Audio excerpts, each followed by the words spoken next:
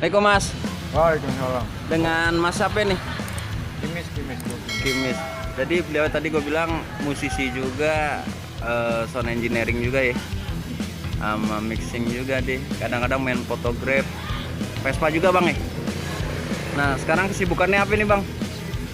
Bukan gua ngabisin waktu aja sih buat Wede, gila. selebihnya iseng-iseng. Siap. Nah jadi kalau teman-teman mau bikin demo bang ya, Demo apa nih? Demo Demo. masak. Mau bikin demo ataupun nanya-nanya soal Vespa, ntar ada di deskripsi gengin nih. Kimis Kumis kalau nggak salah ya. Iya. Ya. Nah jadi gini bang, gue mau nanya-nanya nih bang, mau nanya-nanya tentang anak muda sekarang nih bang. Sebenarnya orientasi arahnya ke arah mana bang? Dalam artian lebih senang ke arah mana nih sekarang anak muda sekarang, lifestyle kali ya, lifestyle dan segala macamnya bang, gitu. Nah gimana bang, saya kalau anak-anak muda sekarang bang, menurut lo nih arahnya ke arah mana sekarang? Kan pasti beda generasi sama zaman kita. Lo aja sama gue zamannya beda sebenarnya. Jauh banget itu bang, dalam artian lo kan sering gaul juga nih, anaknya gaul juga, jalan lah, bukan gimana ya. Menurut lo anak muda sekarang gimana sih bang? Keadaannya nih sekarang nih di negara ini bang? Gimana nih? Kalau menurut gue tuh sekarang udah kompleks ya, udah macam-macam udah semua. Wis kompleks dalam artian nih bang? Ya udah macam-macam gitu. Nggak ada Sekat-sekat. sekat, mungkin udah nggak ada satu hal yang harus, nggak ada yang gimana ya, udah beragam gitu. Mungkin karena banyak influencer juga kan di sosial media. Pada ngerti nggak lo influencer apa tuh? Dijelasin pakai bahasa yang bisa dimengerti orang normal bang. Jadi penonton lo nggak normal nih. Iya nggak nonton, nggak normal bang. Aduh. Influen itu masukan kali ya? Apa sih? Gampangnya apa ya? Yang bisa ditiru gitu ya?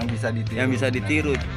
Nah, Karena gimana ya, mungkin banyak sebenarnya teman-teman mau bergaya A tapi nggak pede, mau bergaya B atau punya stylenya masing-masing tapi nggak pede, akhirnya jadi ikut-ikutan kan kayak gitu banyak. Jadi kalau zaman sekarang tuh udah kompleks lah, udah beragam lah gitu. Oh beragam ya, deh nggak tersekat-sekat lagi ya? Udah. Nanya nih dari sisi anak muda bang, dari anak muda kebetulan kan lo juga seniman lah kalau gue bilang ya, seniman. Iya. Apa nah? Seniman, senewan ya. Seniman. Nah, gini bang, karakter anak muda itu terbentuk karena faktor apa sih bang? Dalam artian gini, kan banyak nih anak-anak yang lose control bang. Dalam artian, ya kita sih nggak nyalain orang yang ngokip segala macem gitu bang ya, free sex segala macem. Tapi faktor itu bisa terbentuk karena kenapa ya bang? Pertama circle ya, lingkungan. Wih, tuh bahasa kalau mandi mah serem-serem, circle gue tahu salah satu itu. Lingkaran. Iya, lingkaran Atau lingkungan di mana orang itu berada itu menurut gue pengaruh banget. Berarti faktor pertama itu lingkungan bang ya? Lingkungan menurut gue ya cukup fatal gitu. Fatal. Ntar lu nih, Mas Fatalnya masalah apa? Ntar kita lanjut lagi. Circle. Gila, lidah gue belibet kalau bahasa Inggris. Ataupun lingkaran nih. Faktor yang paling mempengaruhi di lingkaran tersebut sebenarnya apa sih bang? Temen kah? Keluarga kah? Atau apa bang? Ya udah pasti orang-orang yang ada di lingkungan itu. Misalnya lu bergaul sama, gimana ya, kadang kan di tongkrongan ya katakan gitu, pasti lu kan ada yang nongkrong mungkin sama yang sepantaran, atau yang di bawah lu mungkin, atau ada yang sama yang tua-tua. Kebanyakan sama yang tua-tua sih, lebih tua dibanding kita gitu. Nah, istilah faktor itu tuh kayak yang ibaratnya abang-abangan, itu pengaruh banget. Itu di tongkrongan bang itu di luar tuh. Jadi mungkin maksudnya Mas Kimis, kalau di dalam itu orang tua jelas sih, keluarga. Ketika dia sudah keluar dari rumah tuh tongkrongan. Nah gini bang, sebenarnya salah nggak sih kalau misalkan para remaja nih nyari jati diri bang, pencarian gitu, sebenarnya salah nggak sih bang? Jangan dulu jawab bang ya. Nah biasanya kan ketika kalau bahasa kita akil balik kali ya, nyari pencarian jati diri nih, itu pasti wajar bang ya? Wajar. Kredit dikit wajar bang? Wajar, karena menurut gue namanya jati diri itu apa ya, sebuah proses yang alami. udah pasti terjadi. Semua orang bang ya. Ya, dan itu dia tadi gue bilang di awal, circle sangat berpengaruh. Kalau misalnya ya lu nongkrong, lu berteman sama yang mungkin usianya di bawah lu gitu. Karena gimana ya, prosesnya bakal lebih lama dan lu mungkin agak sedikit kesulitan buat ngimbangin nemuin jati diri lu itu gitu. Tapi kalau misalnya mungkin sama yang sepantaran atau yang lebih tua di atas lu, itu lebih mudah prosesnya kali ya. Bisa dikatakan lebih mudah karena lu bakal dapat masukan dan ya beragam masukan lah gitu. Nanti bisa lu pilih-pilih selama itu positif ya. Siap. Masih berhubungan sama proses jati diri nih bang. Ya kan dalam proses jati diri kan prosesnya tergantung balik lagi ke individunya ya. Ada yang lama, ada yang cepet, dan kadang ada yang wrong way ya. Ada yang wrong way. Nah, gue mau ngangkat gini bang di konten gue nih.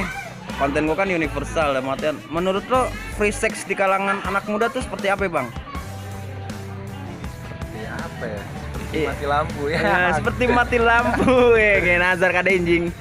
Gelap. Iya. Gue juga nggak tahu ya kayak apa, cuma yang jelas apa ya? Tapi pasti ada fenomena itu ya, yang karena gue tangkep banyak lah free sex gitu banyak. Ya. Itu udah jelas ada.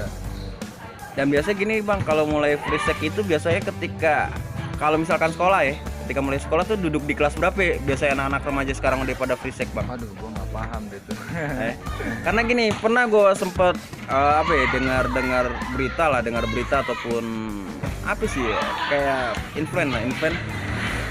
Anak SMA sekarang masih perawan malu bang, kasarannya gitu bang. Nah, itu tren kah, gaya hidup kah, atau apa bang menurut lo bang? Ya itu dia tadi, pasti karena orang itu berada di sebuah circle yang katakan toxic ya. Toxic itu apa sih? Tau toxic nggak lo?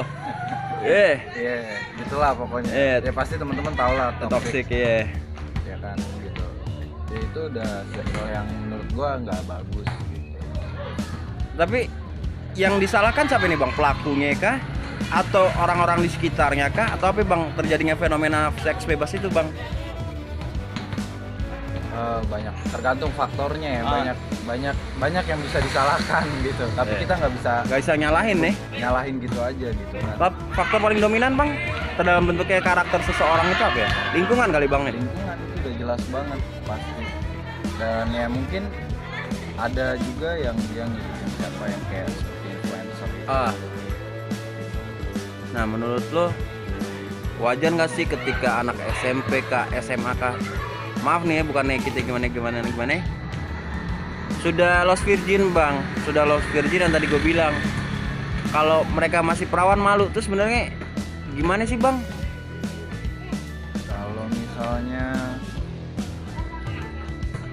masih SMP tapi udah lost virgin, itu bisa dikatakan banyak faktornya. Mungkin dia pernah jadi korban, pelecehan atau apa gitu kan. Lalu bang, yang dijawab bang, kita tanya satu-satu korban nih, gimana maksudnya pada kepo kan lo? Korban apa ya kan? Tadi katanya sempat disinggung faktor seseorang itu bisa free sex, lost virginity karena korban. Nih maksudnya korban gimana ini bang? Ya korban dari seksualitas kayak misalnya pelecehan. Bisa jadi pelecehan. Bisa jadi mungkin dia punya keluarga atau mungkin ada di lingkungan yang gak bagus ya. Mungkin saat itu dia dulu belum ngerti apa-apa, terus ya dikerjain ya kan. Nah tapi kan ada juga gini bang, kadang kebutuhan yang mendesak dalam artian materi bang ya, dalam materi. Beberapa orang sampai melakukan hal seperti itu, ngejual dirinya segala macam. Tuh kalau gitu yang salah siapa bang? Sementara orang tuanya nih udah manjain dia dengan segala fasilitas. Itu gimana bang? Apa gaya hidup dia kah? Pengen sama kayak teman-temannya apa gimana bang? Nah itu banyak faktor yang bisa nggak bisa nggak bisa ditunjuk dari satu alasan gitu. Karena pasti banyak banget alasannya kan.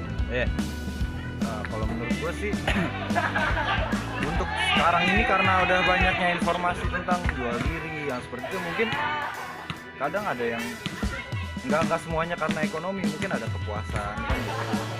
Nah bicara soal kepuasan nih, ntar kita klik lagi nih, kepuasan dalam apa nih? Tadi abang sempat nyinggung-nyinggung soal apa ya, kepuasan bang ya. Menurut abang ini kadang bahkan ada juga bang sebagian orang yang jadi menikmati bang bahkan kebutuhan gitu loh bang di luar materi. Awalnya mungkin orientasinya banyak faktor bang ya, cuman ke arah sini tuh jadi seperti edik, kecanduan, pengen mulu. Menurut lo iya, menurut lo bisa terjadi itu karena kenapa ya bang? Menarik ya, gue juga. Ya kita belum pernah ngomong serius guys, kita lama udah nggak ketemu, sekali ngomong kayak gini anjing, berat banget anjing. Gue sedikit karena gimana ya? Dari kacamata lu pribadi aja. Tergantung orang. Dia balik lagi ke pribadi masing-masing nanggepin hal itu gitu. Kalau kitanya nggak punya batasan, membatasi diri sendiri ya pastinya. Ya bakalan apa sih bahasanya, goal gitu aja. Gila. Berarti yang terpenting itu sebenarnya pertahanan diri dan apa ya? Wah itu penting banget. Take care kali ya. Take care, tahu nggak, jaga diri baik-baik. Apa sih? Iya. Take care ya. Jadi faktor dominan itu baru soal seks nih yang kita kulik nih. Ntar kayak banyak lagi. Biasanya sih anak muda itu hanya 2 faktor sih, dalam artian seks dan drugs bang. Nah, menurut lo drugs sendiri di kalangan anak muda gimana bang? Drugs itu universal ya. Kalau cuman minum kan bukan drugs jatuhnya. Gimana bang? Kalau di yang gua alami ya. Iya. Ya Mas pernah pakai mas? apa ya? Nyoba kali mas ya? Ya itu dia tadi, pertama faktor lingkungan yang kalau gue dulu kebanyakan abang-abangan, jadi dari abang-abangan gitu kan, cobain jadinya yang tadinya dikasih mungkin kita nggak bisa ya mungkin ya Bentengin diri ya? nahanin diri kita ya, jadi akhirnya gitu keenakan keterusan. Tapi sebenarnya ketika kita bergaul dan kita istilahnya ditawarin kayak gitu, sebenarnya bisa nolak bang ya sebenarnya ya? Bisa Ada banget. hak juga bang ya? Ada. Tapi ketika misalkan nih gue tawarin nih bro, cobain bro, lo udah nolak tapi gue tetap maksa, itu gimana bang ngikapinnya kita bang? Ya itu dia tadi, karena kita ngeliatnya mungkin yang nawarin itu siapa? Sungkan gitu ya? Ya kan, kalau misalnya ditawarin abang-abangan, wah kita takut ntar dipukulin, ntar apa ya kan, bakal hal-hal yang nggak kita pengen itu terjadi kan. Mungkin kalau sama yang sepantaran kita bisa nolaknya lebih enak. Oh berarti Itu sih kayak ngaruh banget lah pokoknya lingkungan. Yang jelas tuh circle menurut gue ya punya peran penting, bisa ada di angka 50%. Oke, bicara tentang circle, pengaruh lingkungan, gue pengen ngangkat lebih faktor internal nih, dalam nih daripada faktor tongkrongan. Ntar sambung lagi bang ya. Kan abang jauh panjang lebar udah dari eksternal itu tongkrongan. Kopi dulu guys. Nah sekarang faktor internal bang yang gue pengen angkat nih. Sebenarnya kan yang paling berpengaruh itu kalau di dalam itu keluarga bang ya. Keluarga ada beberapa faktor yang menyebabkan ini anak jadi lost control gitu. Kadang ya karena broken home, juga karena mungkin orang tuanya terlalu sibuk bang ya terlalu sibuk jadi nggak dapat perhatian. Nah menurut lo fenomena itu untuk sekarang saat ini makin kenceng nggak sih bang? Orang tua yang istilahnya menomorduakan anak. Banyak sih, kenceng sih gue nggak tahu kencengnya seperti apa gitu. Cuman banyak ya dari dulu sampai sekarang ya tetap ada, itu masih sering lah gitu. Nah kalau gitu yang disalahin siapa bang? Orang tuanya, anaknya nggak ngertiin, atau orang tuanya nggak ngertiin, gimana bang? Menurut lo pribadi deh, kalau gitu. Menurut gua gini, kalau untuk saling menyalahkan itu nggak tepat banget. Nggak tepat guys. Ya karena banyak banget alasan yang pastinya bisa dikeluarin gitu kan untuk masalah ini. Ya entah tanggung jawab orang tua untuk kasih nafkah gitu kan, atau mungkin yang ya faktor lainnya lah gitu. Yang jelas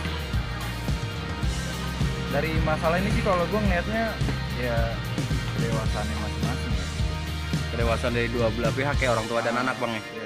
Mungkin ada nih teman-teman yang mungkin ngerasa broken dari SMP atau dari SD udah ngerasa lost gitu.